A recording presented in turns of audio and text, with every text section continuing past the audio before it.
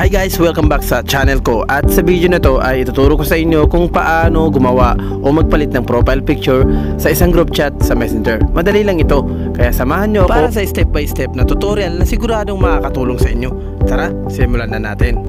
Unang-una, buksan na ang inyong Messenger app sa inyong mga cellphone. Siguradong nakalagin ang inyong mga account kung saan nandun ang inyong group chat na gusto nyong palitan na profile picture. Pagkatapos, hanapin nyo ang inyong group chat na gustong baguhin ang profile picture.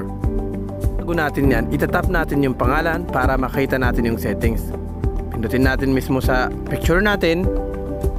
Makikita natin yung current profile picture ng group o yung default na icon na or wala pa, ay palitan na natin ito.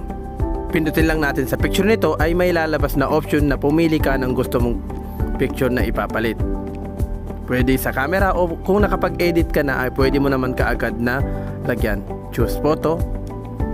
Then, hanapin natin yung ipapalit natin dyan. Then, once na napili niyo na, ay saka nyo naman to i-adjust para maituwid. I-adjust nyo lang to. Katulad ng ginagawa ko. Ayan.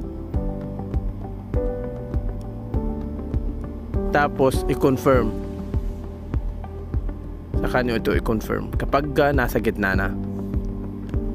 At para ma-update ang inyong profile picture sa group chat. Updating. Ayan.